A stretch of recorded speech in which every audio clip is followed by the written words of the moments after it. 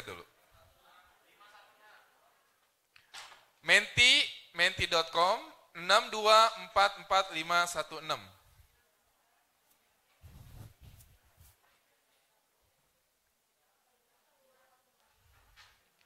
Oke, sudah banyak yang menjawab.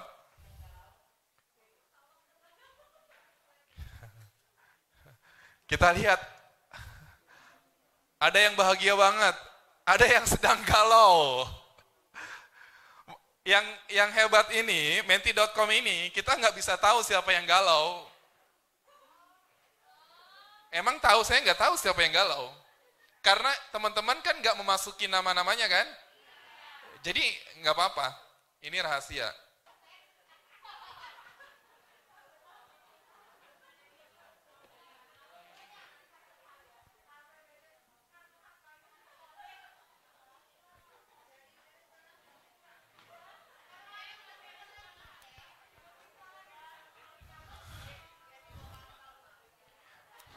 Survei ini akan bisa menentukan apakah training ini bisa dilanjutkan atau enggak. Jika survei ini, misalkan 80%-nya dalam keadaan galau, lebih baik kita jalan-jalan. Kita lihat hasil surveinya.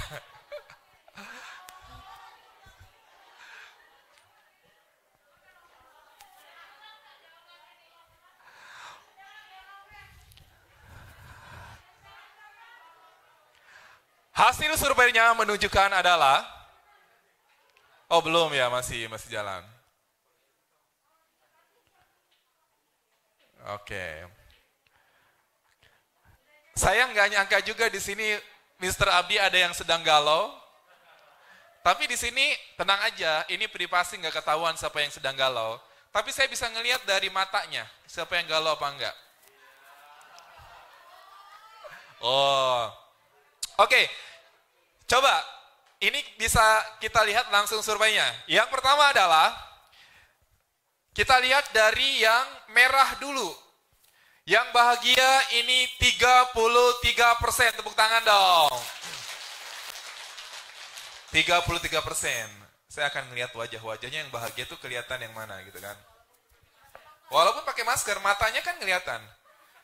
Coba Mr. Abdi, gimana cara kita bisa ngelihat wanita yang pakai nikob cantik apa enggak? Dari mananya? So tahu. Oke, 33% bahagia, berarti training ini bisa dilanjutkan. Tapi yang saya salut, ada 11 orang di ruangan ini yang bahagia banget. Luar biasa, tepuk tangan dong, bahagia banget. Dan yang harus kita doakan adalah yang 8 tambah 5. 13 orang ini, 8-nya biasa-biasa aja lah. Yang sedang galau, ini yang memperhatinkan. Ini bisa jadi galau ini ta'arufnya ditolak, atau hitbahnya ditolak, atau ya pokoknya lagi bete lah kayak gitu kan. Itu 5%. Tepuk tangan dong. Buat yang galau, kita doakan semoga setelah training ini gak galau lagi.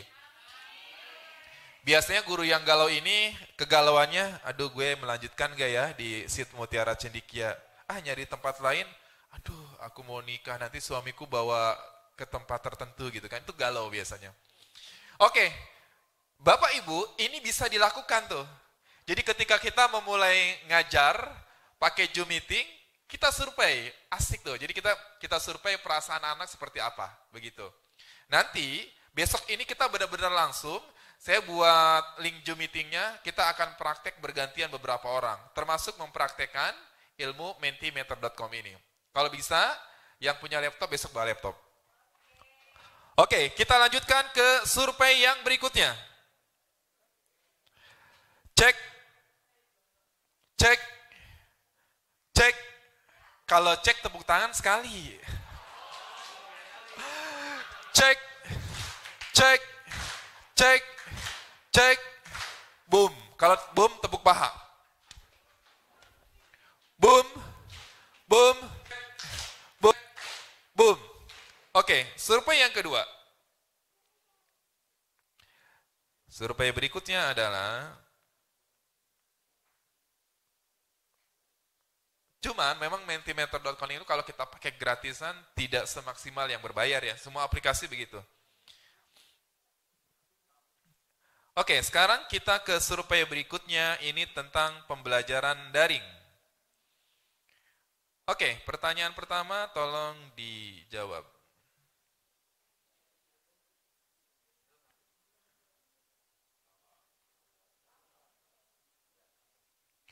Tujuan utama kodenya 5903. Masuk kode lagi. Setiap, tadi kan saya beralih ke yang materi berikutnya. Kodenya beda lagi. 903. 5903 kodenya. Menti.com 5903. Tujuan utama Bapak Ibu mengajar daring adalah untuk apa? Nah, di sini menentukan apakah kita akan tetap bersemangat atau kemudian kita akan menyerah menjadi guru. Survei-survei ini nanti saya akan berikan ke yayasan sebagai sebuah bukti. Menti.com. Menti. Dan asiknya di gadget Bapak Ibu sudah kelihatan, metriknya kelihatan ya. Gak ada keterangannya ya di bawahnya. Gak kayak begitu. Coba di landscape bisa nggak? Nggak kelihatan. Di full gitu.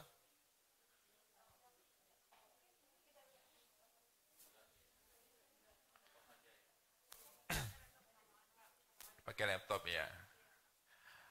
Oke, kita lihat survei berikutnya menunjukkan, menarik juga ya, Pak Abdi bisa lihat Pak Abdi. Ada 2 orang guru menjawab, agar siswa dan orang tua mendapatkan fasilitas. Benar nggak? Benar juga. Benar juga. Untuk membuat konten pembelajaran yang menarik dan bagus. Benar juga. Tetapi tujuan utama kita mengajar daring adalah agar siswa mendapatkan pengetahuan dan pengalaman dengan cara yang mudah. Dengan cara paling mudah. Sebagus apapun konten yang kita buat, kita upload di YouTube, kalau itu dijelaskan tidak terperinci, kalau itu dijelaskan terlalu menjelimet, walaupun mungkin teknologinya canggih, tidak ada manfaatnya untuk anak-anak. Ketika dia anak skip video kita, itu bisa jadi, apa sih yang dijelaskan? Nggak paham deh. Contoh, anak kelas 1 kan belajar tematik ya, di sana ada penjumlahan, ya nggak? Contoh kita mengajar penjumlahan begini. Kan kita rekaman tuh pakai video ya, bisa pakai whiteboard animation atau pakai langsung nulis gitu ya. Assalamualaikum anak-anak, sekarang kita akan belajar tentang penjumlahan. Apa? Penjumlahan.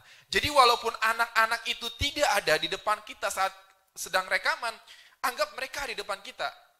Jadi kita harus mengatur nada suara kita. Karena saya udah mereview video Bapak Ibu, itu ada yang terlalu cepat, ada yang fokus, pokoknya materi harus selesai. Padahal nggak begitu. Target kita adalah tidak terlalu di daring ini, tidak terlalu mengajarkan banyak materi atau indikator, sedikit tapi bisa mengena. Jadi gini, anak-anak, coba kalian lihat, silakan slide di sebelah kanan Bu Guru. Oke, kita mulai yuk. 1 ditambah 1 berapa ya? Diam dulu kita. Walaupun videonya 5 menit, nggak apa-apa. Ada yang bisa jawab? Belum bisa. Kalau begitu, sekarang Bu Guru akan ambil apel.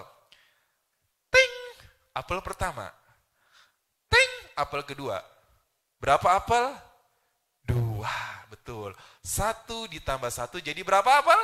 2 apel. Ngajar anak SD begitu kan? Nah, jadi kita tidak boleh memakaikan baju kita ke baju anak-anak. Kita nganggap, ini mah gampang penjumlahan mah. Itu kata ibu, itu kata ustadz. Tapi kata anak-anak, itu susah Pak.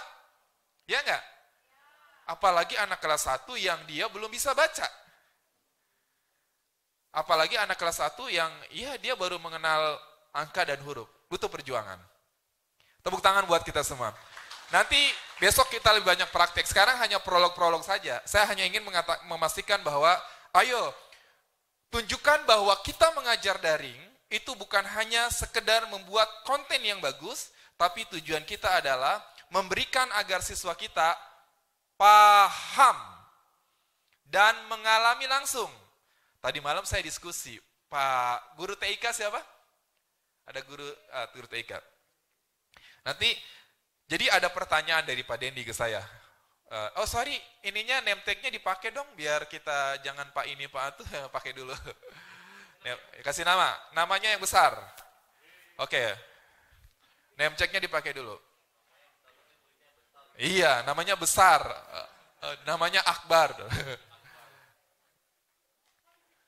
Izin kemana? Oh iya, silakan.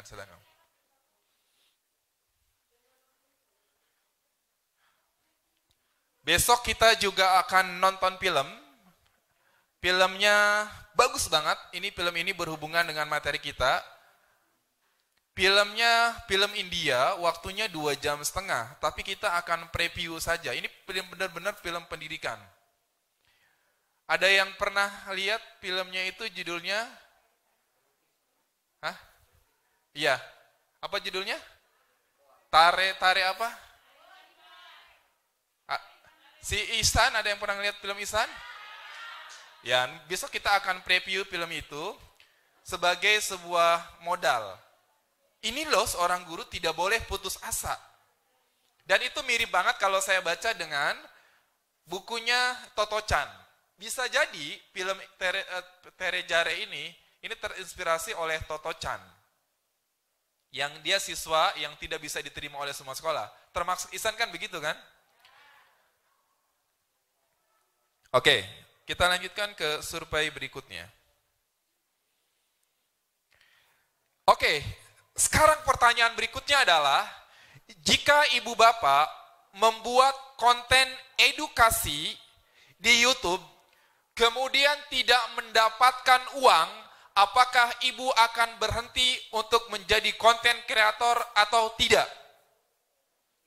Ketika bapak, ibu guru, bunda, dan ustadz menjadi konten kreator di YouTube dengan tujuan untuk membagikan video edukasi, tapi kemudian tidak mendapatkan uang, apakah akan berhenti menjadi konten kreator atau dilanjutkan? Silakan jawab. Loadingnya berat, sinyalnya berarti. Oh, kodenya masih sama. Kodenya masih sama. 5903. Jadi ada kode-kode yang sama ya. Ini kan thread-nya masih sama.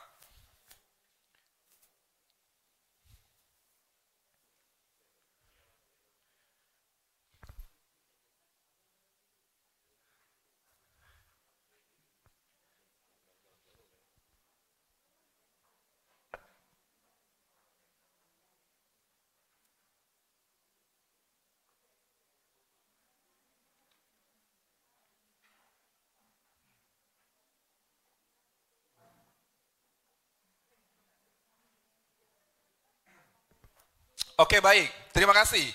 Ada 2 orang yang menjawab, berhenti membuat konten. 53 orang terus membuat konten. Teman-teman semua, ustadz dan ustazah semua, kalau orientasi kita bikin YouTube karena uang, maka pasti kita berhenti ketika tidak mendapatkan uang. Tapi kalau orientasi kita edukasi, saya termasuk ketika bikin konten di YouTube sebagai portofolio adalah tujuannya edukasi. Karena kalau kita tidak mendapatkan uang dari apa yang kita buat, kita akan putus asa, kita akan malas bikin konten. Sama. Ketika kita bikin konten edukasi pembelajaran di YouTube, tujuannya bukan uang, tujuannya bukan kepuasan diri, tujuannya bukan untuk menjadikan kita kemudian sebagai, ya udah, kalau sudah ahli berhenti. Bukan itu. Tujuan kita adalah memfasilitasi anak-anak kita tetap belajar di masa daring dengan cara terbaik. Karena sekarang Model terbaik tidak ada lagi, kecuali pertama, prolog sebuah pembelajaran menggunakan Zoom Meeting.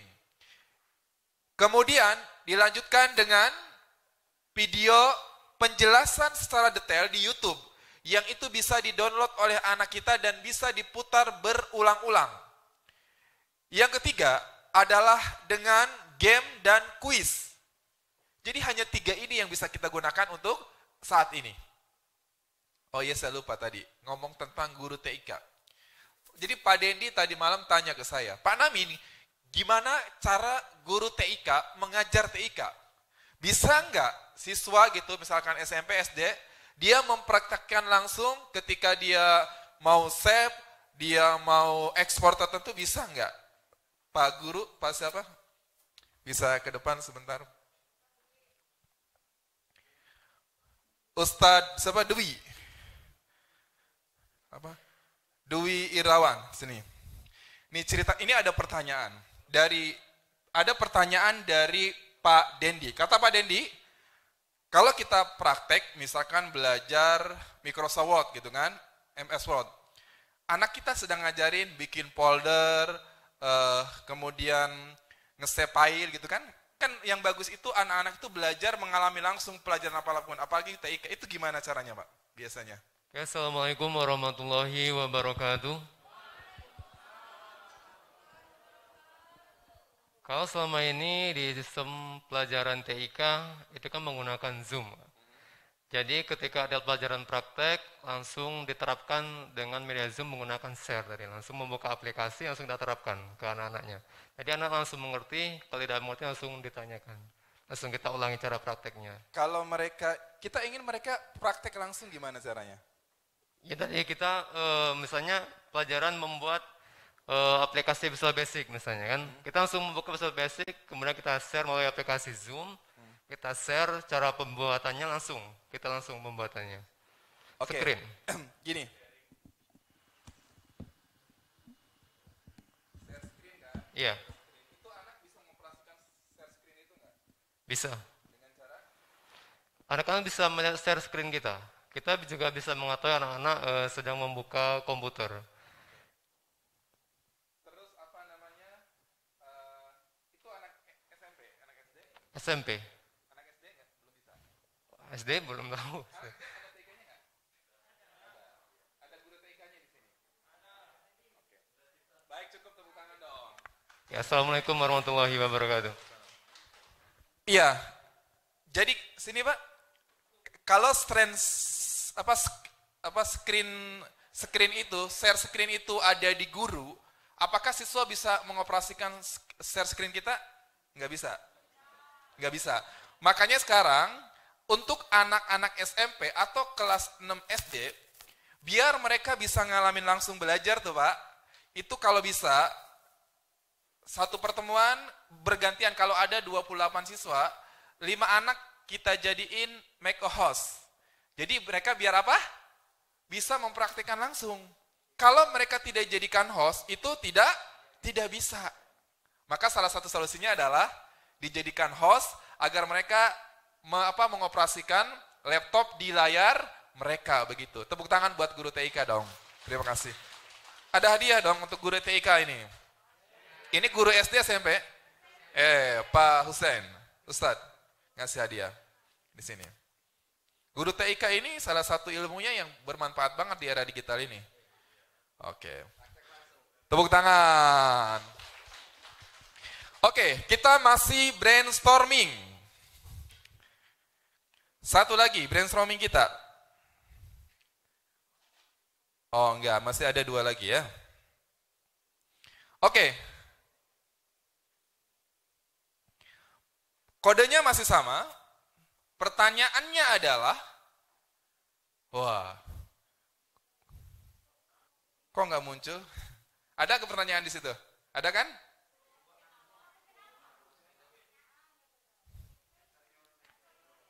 Iya, enter your name. Ini kuis nih. Coba masukin. 5903 kodenya masih sama.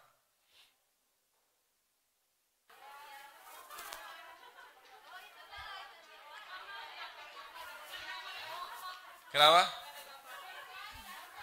Internetnya kali ya. Yang nggak ada gambarnya bisa jadi internetnya. Itu bisa jadi mencerminkan kepribadian ibu-ibu. Berarti ibu apa ini gambarnya? Bu Ahya. Oke, kita satu lagi yang terakhir.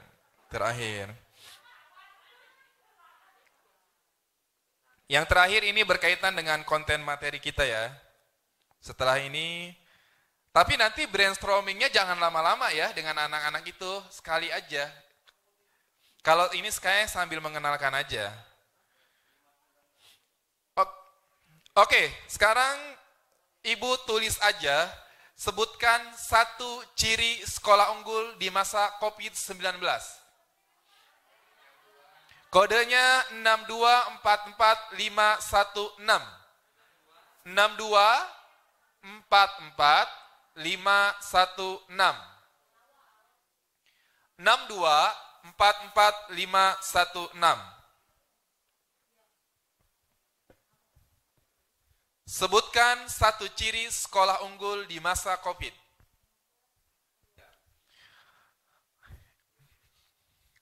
Ini brainstorming ini bagus banget. Jadi kalau misalkan kita memulai pembelajaran atau di tengah-tengah pembelajaran, kita ingin mengetahui seberapa paham anak-anak kita sudah menyerap materi yang kita sampaikan. Misalkan, anak-anak, kalian sebutkan satu saja manfaat olahraga bagi manusia. Nanti mereka nulis aja satu, gitu kan? Ada guru olahraga di sini? Oke. Pokoknya ini bisa. Pertanyaan saya adalah kenapa melek teknologi ini tulisannya paling besar? Gimana coba? Apa jawabannya? Gimana Ustadz? Kenapa melek teknologi ini paling besar tulisannya Ustadz Adi? Cek, ya. Lihat, ini berjalan terus ya. Apa tadi? Sebutkan satu ciri. Kenapa melek teknologi ini paling besar tulisannya di sini? Ya, yang pertama bahwa kita sudah memasuki di era 4.0, bahwa kita sudah dimasuki zaman teknologi, dan segala sesuatu yang kita rancang, kita buat, kita lakukan itu sumbernya adalah teknologi. Dan apabila kita tidak paham dengan teknologi itu, maka segala sesuatunya tidak akan berjalan dengan baik. Jadi teknologi adalah sumber yang utama yang harus kita pahami untuk melakukan sesuatu pembelajaran yang menarik di masa daring. Oke, tepuk tangan dong. Sekarang kenapa? Gak dapat hadiah? Nanti. Pemburu hadiah. Ustazah Jelly. Kenapa melek teknologi muncul? Kemudian melek teknologi ada kreatif, inovatif, itu lebih besar tulisan-tulisannya. Yang di sana ya? Iya, kenapa di sana kok munculnya itu yang lebih besar? Karena mungkin itu banyak yang milih. Kan gak ada pilihan di situ. Banyak yang tuliskan tentang teknologi. Menjadi apa? Tetap kreatif, guru yang kreatif selama masa pandemi. Oke, tepuk tangan dong. Terima kasih. Kita lihat sekarang pertanyaan saya tadi, kenapa melek teknologi, kreatif, pandai teknologi, dan inovatif ini muncul lebih besar daripada tulisan-tulisan yang lain? Tulisan yang lain tuh agak susah dibaca sih ya. Kecil-kecil. Itu artinya sebagian besar guru di ruangan ini menulis lebih banyak melek teknologi. Sehingga dia akan muncul di situ. Kreatif banyak yang nulis, inovatif banyak yang nulis. Dari sini kemudian kita sudah bisa menjawab. Apakah benar nanti materi saya berkaitan dengan itu apa enggak? Ini kita akan buktikan. Serunya survei ini akan sangat sekali berkorelasi dengan materi pelajaran kita dan materi training saya. Seperti itu. Tepuk tangan dong. Jadi anak-anak itu waktu sebelum belajar bisa kita pakai brainstorming ini atau setelah belajar seperti ini. Menariknya adalah kalau kita tanya tadi, misalkan kita menjelaskan fungsi olahraga itu ada 5. Sebutkan satu saja. Jika anak bisa menjawab pertanyaan itu Dan muncullah di situ misalkan fungsi olahraga untuk manusia agar tubuh sehat. Berarti siswa kita apa? Indikatornya. Paham. Paham tentang materi yang kita ajarkan. Tapi dengan cara apa? Dengan cara menarik dan langsung bisa terlihat.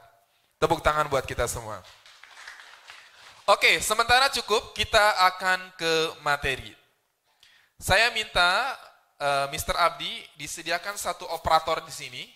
Ada satu operator yang bawa komputer juga. Karena kita langsung akan menganalisa. Ada yang bisa bawa laptop di sini? Satu orang di sini untuk jadi operator. Bawa laptopnya. Karena training kita berbasis orientasi yang wajib kita praktekkan. Jadi, oke, silakan Ustadz. Oke, sambil Ustadz, ya sekarang saya minta Ustadz Adi untuk membuat metrik seperti ini. Metrik seperti ini. Besok kita coba workshop untuk metimentor.com, bikin kuis, bikin pertanyaan, bikin brainstorming, bikin slide presentasi. Mohon bawa laptopnya ya. Bagi yang punya laptop, kalau yang nggak punya ya bareng-bareng. Oke, sekarang saya minta sama Ustadz Adi, ini bikin metrik seperti ini, Ustadz. Jadi kita, workshopnya kan berbasis orientasi hasil ya, jadi harus ada PR yang harus kita kerjakan. Nih, Ustadz Adi, jadi, Ustadz siapa? Ustadz Eno, Ustadz No. Ustadz No, apa panggilnya? Eno. Kalau No, maaf ya Ustadz ya. Oke Ustadz, jadi di atasnya ini adalah ini Ustadz. Di atasnya ini checklist sekolah unggul di masa COVID-19 Mutiara Cendikia. Nanti ini akan dikerjakan bareng-bareng, saya akan bagi kelompok, tapi kita bahas dulu. Yang dikerjakan itu, yang belum ada aja, yang belum optimal. Ada 1, 2, 3, 4, 5 kolom, 6 kolom. Di sininya kolom pertama ini ada dimensi, indikator. Di bawahnya ini di bawahnya. Oke, belum oke. Keterangan, terus rencana tindak lanjut. Oke, dirapikan dulu itu, nanti saya kasih tahu di apa yang harus ditulis. Baik, kita akan dengarkan, ada speaker aktifnya ini, sound systemnya buat ke laptop. Apa udah langsung bisa ya? Oh bisa tadi udah, sorry. Kita lihat satu materi yang sangat bagus dari Renal Kasali tentang konsep belajar yang benar.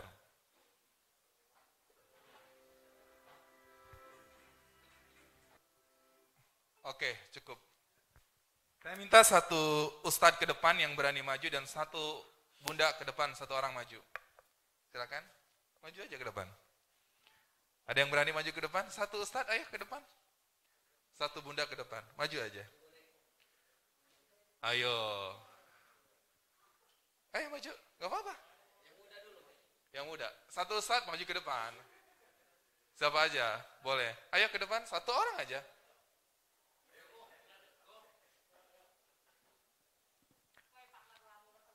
Oh, ini udah lama tak bertemu kemari? Oh, gitu. Bunda Bunde. Bunda Dede. Oh, Bunda Dede, singkatannya Bunde. Ya, Bunde. Pesan penting apa yang bisa kita ambil dari video ini tentang pembelajaran daring? Kalau menurut kami pribadi, pembelajaran daring. Saya. Bukan kami itu mewakili kaum perempuan. Saya sekarang. Kalau menurut pendapat saya, ya. Setelah menonton video tadi, bahwa proses pembelajaran itu memang dengan cara bereksplorasi. Dan kenapa terkait dengan masalah daring seperti saat ini? Karena kan beberapa peserta didik kita itu memang awalnya nggak pernah tahu tuh Pak Namin, gimana sih cara aktivasi Zoom, terus gimana sih cara kita bisa join di Zoom dan sebagainya. Terus tiba-tiba ketika pandemi datang seperti saat ini, mau nggak mau mereka harus mencoba segala sesuatu yang baru. Bukan cuma peserta didiknya, bahkan pendidiknya pun kayak kami-kami ini yang belum pernah sebelumnya coba Zoom, tiba-tiba mau nggak mau harus coba Zoom. Yang sebelumnya nggak tahu apa itu Google Form, mau nggak mau harus coba buat Google Form. Yang belum pernah sama sekali buat konten pembelajaran sebelumnya, karena kita tatap muka, tapi saat ini dipaksa kembali untuk bisa. Jadi memang proses pembelajaran itu yang paling bagus adalah bereksplorasi. Jadi awalnya kita nggak tahu apa-apa, tapi kita mencoba hal-hal yang baru, kita menemukan sesuatu yang baru dengan cara apa sih? Praktik belajar secara langsung. Oke, cukup tepuk tangan. Tetap di sini, sekarang kita tetap di sini, ke Ustadz Eko. Pesan penting apa? 2 menit, sampaikan apa yang disampaikan oleh Profesor Renar Kasali tentang pembelajaran daring tadi.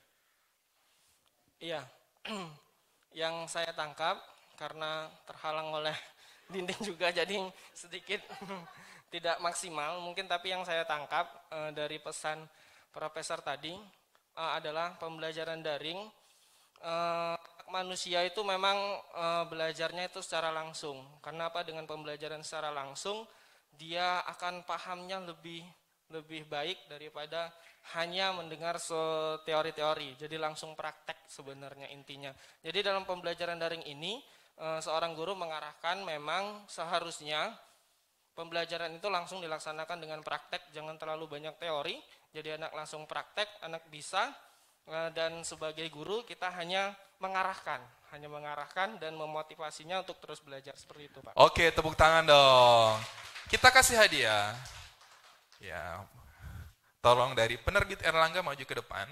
Nah, Pak Ahmad, ini ada. Pak, ini hadiah ini nggak cukup dari Mutiara Cendekia. Bapak harus bawa hadiah besok pagi. Karena di training ini kita ngasih reward setiap guru yang bisa berargumen. Walaupun tadi kok gue nggak dapat katanya. Silakan ke Pak Eko dulu, terus ke Bunda Dede. Ini direkam, nanti tinggal screenshot aja. Oke. Selamat, oke.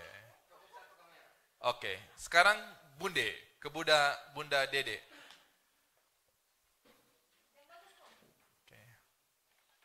Pokoknya Erlangga hari ini kita puji-puji biar dia dari sponsor kayak gitu kan. Iya. Besok tuh bawa pick up, mau bawa buku ke sini. Terima kasih Pak Ahmad.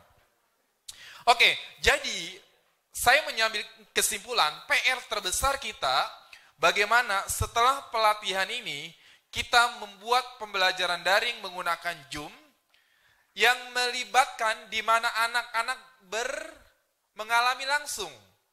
Kayak tadi, kayak misalkan kita bikin pakai menti.com, itu mereka mengalami langsung untuk menjawab dan berpendapat. Termasuk nanti kita akan mensimulasikan. Jadi apa yang saya sampaikan ini benar-benar sudah saya lakukan di praktek-praktek mengajar. Nanti kita akan mensimulasikan bagaimana 28 siswa dalam satu kali pertemuan dia punya kesempatan untuk bicara. Pertanyaan saya adalah, kalau kita ketemu dengan anak yang ketika ditanya tidak mau menjawab, apa yang harus kita lakukan? Misalkan, Rini, Pak Namin mau tanya Rini, apa manfaat daun kelor untuk kesehatan? Diam aja gitu kan. Biasanya kita ngapain tuh? Bertanya apa dulu? Hah? Siapa yang mau jawab? Kira-kira ada yang jawab nggak?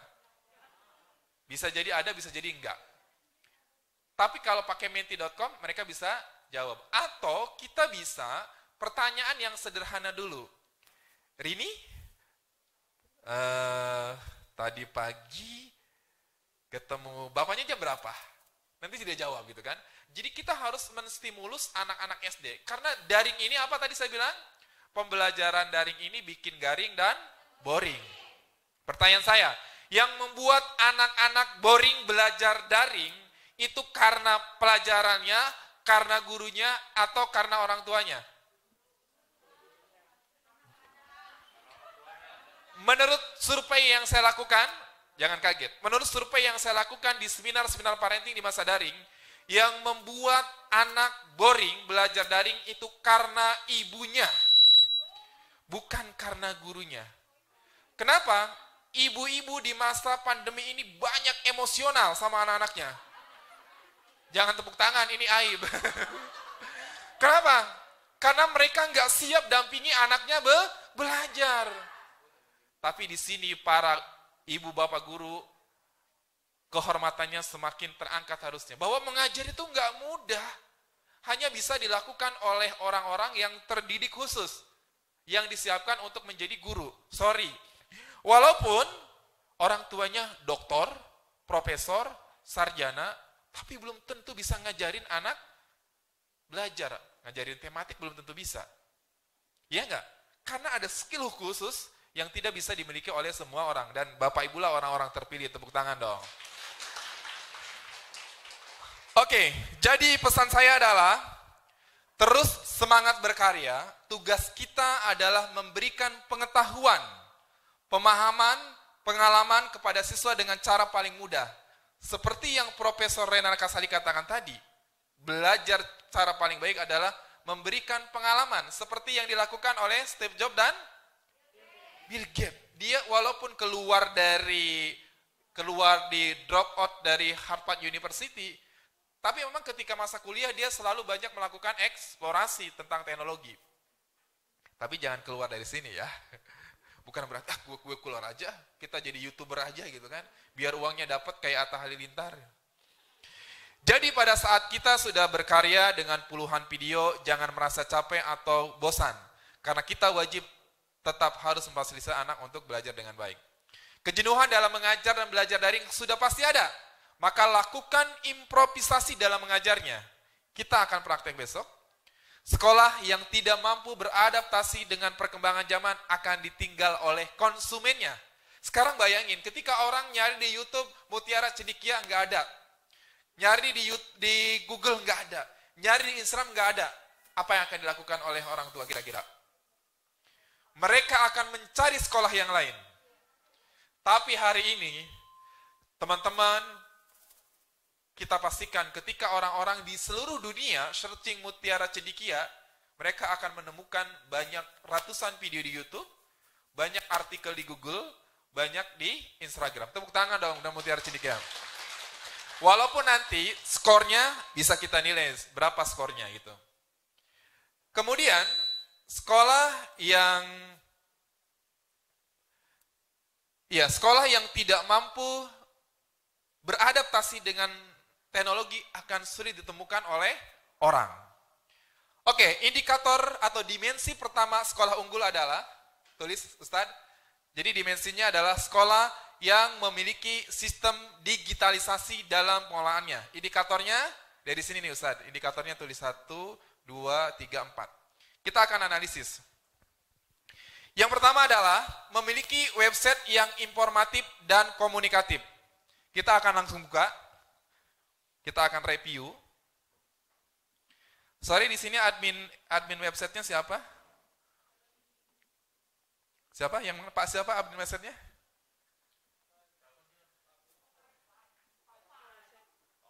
Pak Umar langsung. Website ya harus ada adminnya. Kita review nggak apa-apa, nanti ini bisa jadi laporan kan di sini nanti ya.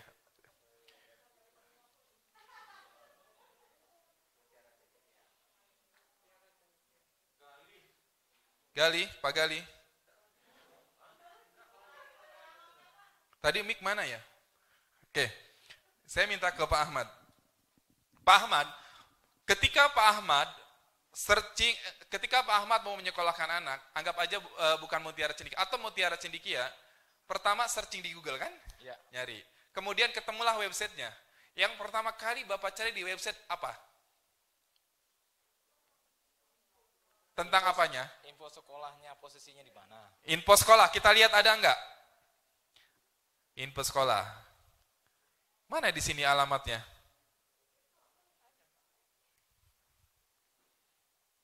Di mana alamatnya? Tentang kami.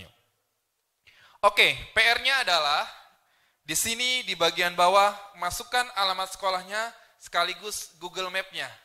PR di sini nih, di apa? Rencana tindak lanjut.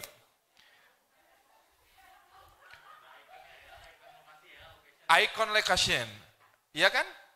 Di semua website sekarang sudah ada seperti itu. Terus Bapak nyari apa lagi biasanya? Bukan, kan pingin tahu gambaran sekolah Mutiara Cendekia, nyari apa lagi Pak? Sistem pembelajarannya. Sistem pembelajaran, betul. Kurikulumnya ada nggak di sini? Ada nggak? Mana program? Ini tentang kami sejarah, oke. Pengumuman. Sosial. Pendaftaran. Oke, PR-nya adalah jelasin di sekolah ini pakai kurikulum apa. Bahkan ditunjukkan bahwa Mutiara Cendekia itu punya kurikulum plus, yaitu kurikulum nasional, kurikulum JSIT, dan mungkin ada khas yang milik Mutiara Cendekia. Jelasin di situ. Bahkan mata pelajarannya wajib ditulis, dibagi-bagi seperti itu. Karena saya sebagai orang tua pasti begitu.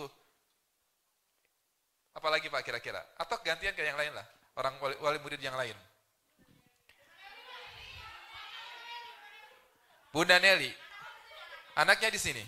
Nelly, nenek lincah, nenek lincah. Masih muda kok. Apa? Bunda Nelly. Nyari apa lagi? Nyari apa lagi? Kalau saya Pak pengen anak saya hafiz Quran, jadi saya ingin program tahfiznya ada atau enggak di sini? Program tahfiznya dimunculkan. Di sini memang belum mau terlihat. Mana di mana? Di sini? Oh, ini wisuda. Oke. Di sini ada namanya berita ya. Nah, maksudnya di sini ada banner lah yang memunculkan itu langsung bisa dilihat. Yaitu punya program tahfiz misalkan 2 juz seperti itu ya. Program unggulan. Terus masukkan lagi adalah di sini portal atau website yang informatif di zaman sekarang adalah dia harus memasukkan video-video YouTube yang menarik dipilih di sini munculkan. Di sini belum ada. Udah ada belum? Munculkan. Jadi sekarang ini banyak orang ngelihat websitenya, ngelihat YouTube, ngelihat video, yang pertama dilihat pasti videonya. Bukan tulisannya. Video. Termasuk masukan gadget atau saya lupa kalau saya di WordPress itu intinya adalah di situ masukkan update Instagram. Masukkan.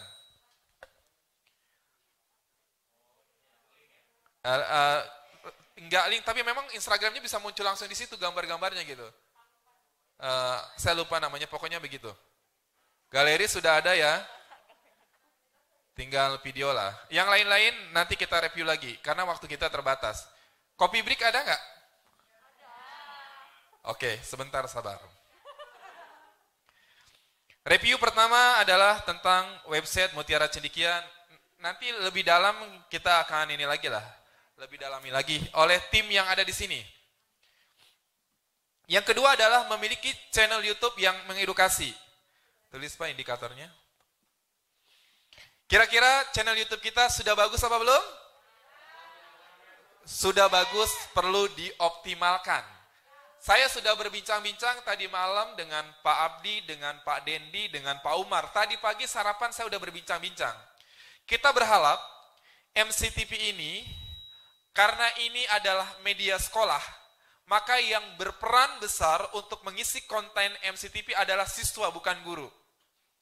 Jadi kita berharap ada acara, nanti sampaikan ke CEO MCTV ya, bukan Herul Tanjung, bukan Pak Umar. Jadi kita bikin konten kayak laptop si Unyil, kayak bolang. Laptop Unyil, bolang, itu kan presenternya anak-anak kecil dan narasinya anak-anak kecil. Itu pasti diminati.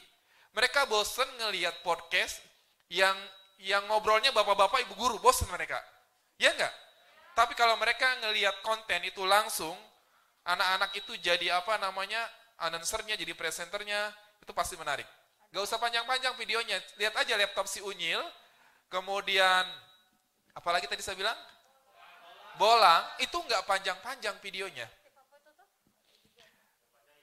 Yang panjang iklannya.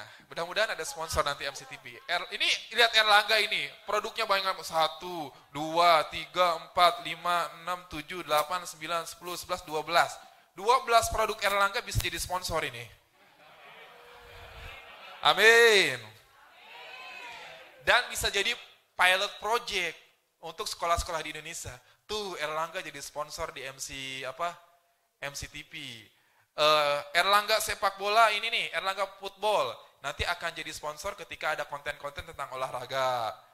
Solidaritas Erlangga nanti akan jadi sponsor di acara bakti sosial. Saya sebutin aja ya. Cakrawala Islam ini akan jadi sponsor di acara kajian dakwah. Ya, anak-anak juga. Pro Kreatif Indonesia ini Erlas tuh apa ya, fokusnya ke apa? Ya pokoknya inilah jenis-jenis ini ya. Bidang pendidikan. Oke, yang berikutnya adalah memiliki akun media sosial yang marketable. Udah marketable belum sih? Sudah. Cuman, saya ingin pesan aja, coba Instagramnya didesain lebih manis dan bagus lagi. Untuk kontennya, untuk para desainernya, siapa mohon maaf? Bunda Dwi. Bunda Dwi, mana Bunda Dwi? Oke, tolong didesain lebih menarik lagi, lebih cantik lagi, lebih manis lagi, dan nanti di PR ini, nanti kan kita habis Coffee Break ada PR nih. Coba deh di sekarang, branding di Instagramnya itu mau warna apa? Jadi jangan terlalu banyak warna. Ya terserah nanti diskusi ya, nanti ada kelompok untuk, ini kan banyak PR, nanti ada kelompok. Yang kedua adalah memiliki layanan atau aplikasi berbasis digital yang memudahkan aktivitas peserta didik orang tua. Saya tidak akan bahas ini, karena ini ranah yayasan yang tadi malam sudah saya bahas. Ya, jadi nanti ada ranah untuk guru. Cek, cek, cek, cek, boom, boom. Oke, bagus. Saya lihat nggak ada yang main handphone, luar biasa ya. Di ujung sana juga nggak main handphone, yang pakai baju orange tuh. Ya, nggak main handphone kan? Yang pakai kerudung orange? Nggak salah Pak Namin. Pak Namin tahu aja saya main handphone katanya. Jadi door press loh bun. Oke, guru-gurunya melek teknologi. Kita cek. Mengajar online dengan public speaking yang baik. Bener nggak? Udah bagus belum video public speakingnya? Belum, PR. Besok kita belajar public speaking di depan kamera dan di depan Zoom. Sepakat? Nah. Memiliki blog sebagai media pembelajaran. Siapa yang sudah punya blog? Ya Allah, 1, 2, 3. PR saya setahun yang lalu tidak dikerjakan.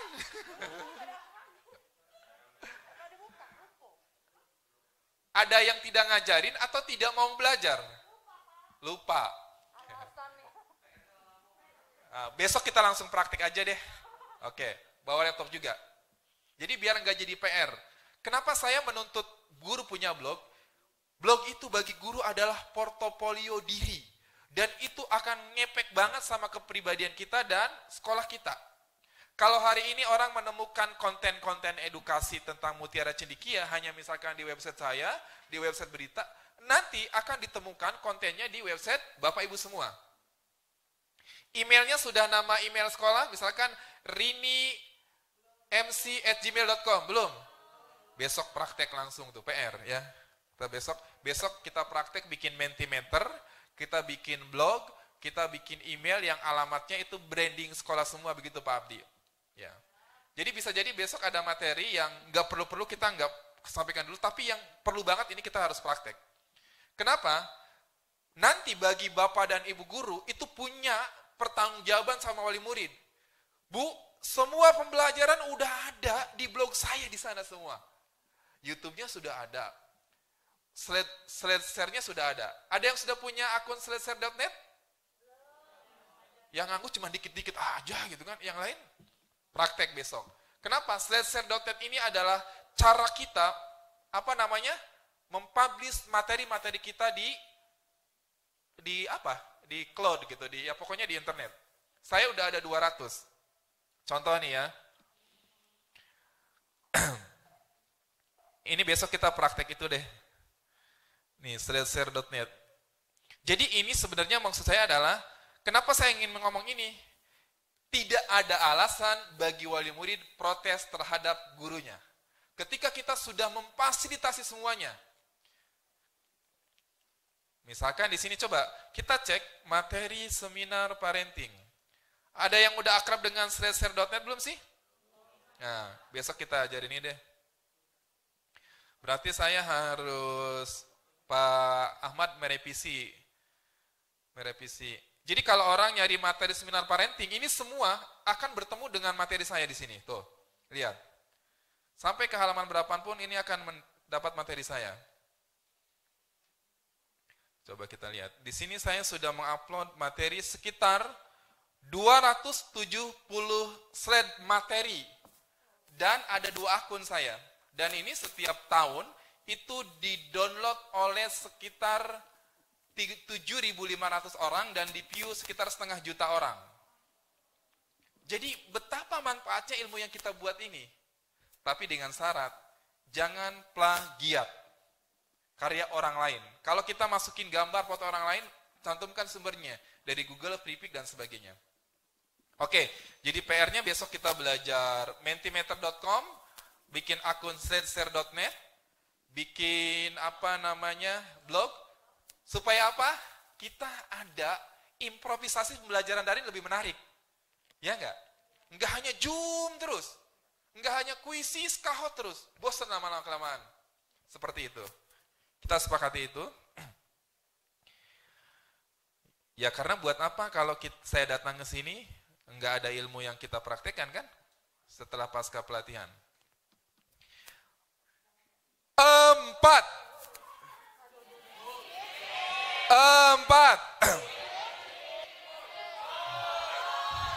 Woi. 4. Materi 2 ini kita lanjutkan dulu. Setelah ini kita copy break dulu. Yang jelas materi kita pasti secara ideal yang rundown itu tidak akan bisa terlaksanakan. Karena kan rundown itu hanya sebagai sebuah acuan. Tapi realnya kayak gini kita nih. Banyak diskusi. Oke, mampu membuat pembelajaran berbasis digital. Indikator ini. Saya anggap ini udah oke. Saya katakan untuk guru Mutiara Cendekia melampaui batas ini saat ini, ya enggak? Walaupun ditingkatkan di bagian ininya public speakingnya. Memiliki kemampuan editing video, saya yakin udah jago-jago. Memiliki channel YouTube yang menarik, saya belum yakin guru-guru Mutiara Cendekia punya channel YouTube masing-masing. Siapa yang udah punya channel YouTube masing-masing? Oke, sudah semua? Oke. Nanti kita punya PR yang bagus tuh. Gimana channel YouTube itu kita masukkan di blog. Jadi blog itu sebagai media pembelajaran terbaru. Jadi anak itu belajar dari blog kita. Materinya ada dari sledeshare.net, kita publish di blog, videonya ada di sana. Insya Allah lebih menarik. Gitu kan? Oh tadi PR-nya bikin email itu, bikin email branding. Memiliki media sosial yang mencerminkan kepribadian guru. Apakah media sosial kita jualan atau konten edukasi? Tapi kalau mau dua-duanya, saya harap bikin 2. Tidak boleh mencampur akun bisnis dengan akun konten edukasi. Kalau bisa gini, kalau kita mau pure berbisnis, bikinlah akun bisnis. Kalau ada konten edukasinya yang berkaitan dengan bisnis tersebut. Contohnya, Bapak Ibu punya Instagram tentang jualan kerudung. Boleh nggak bikin konten edukasi? Boleh. Misalkan cara menggunakan kerudung yang baik. Hadis-hadis atau dalil tentang mewajibkan pakai kerudung. Video-video itu boleh. Seperti itu boleh ya. Masih diperbolehkan. Jadi saya sarankan adalah seperti itu. Guru memiliki administrasi berbasis digital. Punya nggak? Punya nggak? Nanti kita buat pakai apa namanya? Pakai blog. Pakai blog. Kenapa harus pakai blog? Karena nanti blog itu kayak rumah kita sendiri, harus kita rawat. Ya nggak? Di sana nanti kita bisa update kehadiran siswa. Kalau nilai mah rahasia lah gitu kan. Nilai juga bisa, tapi nanti kita bikinin akun untuk mereka. Pakai yang gratisan aja seperti itu. Oke, nanti kita bikin apa namanya, nilai berbasis digital. 1. Oke. Sekarang kita akan copy break dulu. Karena training yang bagus itu adalah jangan lama-lama. Copy break dulu, baru masuk lagi. Biar konsentrasinya lebih mantap, ya nggak? Ada yang mungkin mau BAB, kencing, lapar gitu kan. Ya termasuk saya juga, capek juga ngomong terus. Oke, kita break sesi ini hanya 10 menit dengan membaca hamdalah bersama-sama. Alhamdulillahirabbil alamin.